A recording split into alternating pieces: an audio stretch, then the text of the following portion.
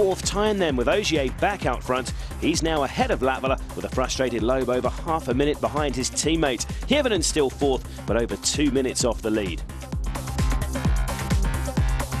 Next for the Crews is a trip to the service park alongside the spectacular Algarve Stadium, and the fallout from Mikko's puncture continues.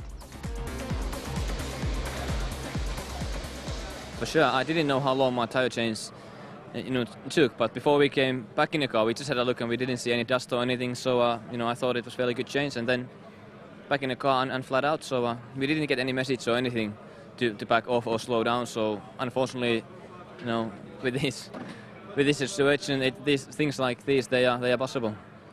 It was a choice of Ford not to let me go, because I asked to my team in the radio, we are in the dust, we don't see anything, and they called Ford, and Ford said, okay, he has to stay behind. So it was a choice of Ford to do that. It's like that. It's not. I was angry with Mikko, but it's not his fault. He couldn't know. He could imagine that I'm here, but he couldn't know if I'm still here. Maybe I have a puncture too. So he couldn't stop for nothing if the team doesn't tell him anything. So that's life. Repairs made, drivers refreshed and tactics discussed for the afternoon. It's back off to the 26 kilometres of the impressive Almodovar test for what's set to be an interesting few stages. The road sweeping effect has been lessened slightly this afternoon, but the Citroens are still looking quicker. It's Ogier who has the edge again in Almodovar. At the end of the stage, he pulls another 4.3 seconds away from Latvala.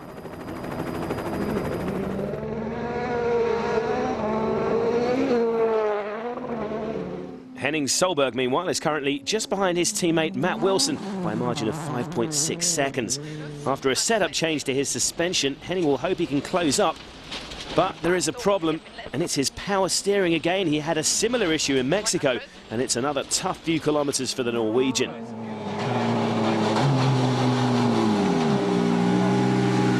This power steering stopped working in here. So, Oi. That was close. Some trees in here. The power steering 3 times. Oi. So a chance perhaps for Wilson to take advantage and pull away from his fellow M Sport Stobart driver. But after a heavy landing, he might have damaged his exhaust in here. Despite Henning's intermittent power steering problem, it's actually Matt who loses time. Armindo Araujo's terrific run to 7th could be in jeopardy. That engine problem has got worse.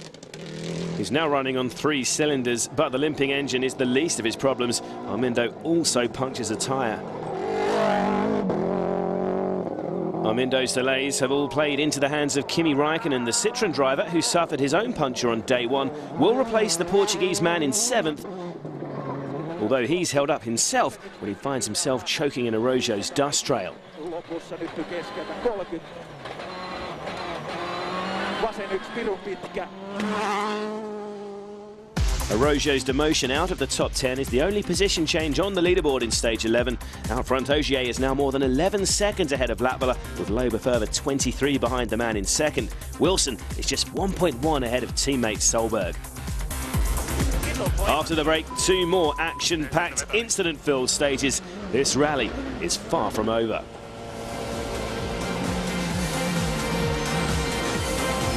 Welcome back to Portugal, where these Algarve stages are also playing host to the all-new WRC Academy. Craig Breen began the day as the leader, but heartbreakingly his run ground to a halt on the last stage of the morning loop with broken suspension. Replacing Breen in the top spot was Alastair Fisher. The 2-wheel drive Fiesta R2s, though, were taking a pounding on these rough roads, and 1 kilometre from the end of the penultimate stage, he rolled and dropped down the order. And that left Egon Kor out front. The Estonian had fought through drive shaft problems in the morning loop, and with this series only running over the first 2 days, he held on to take the first WRC Academy victory.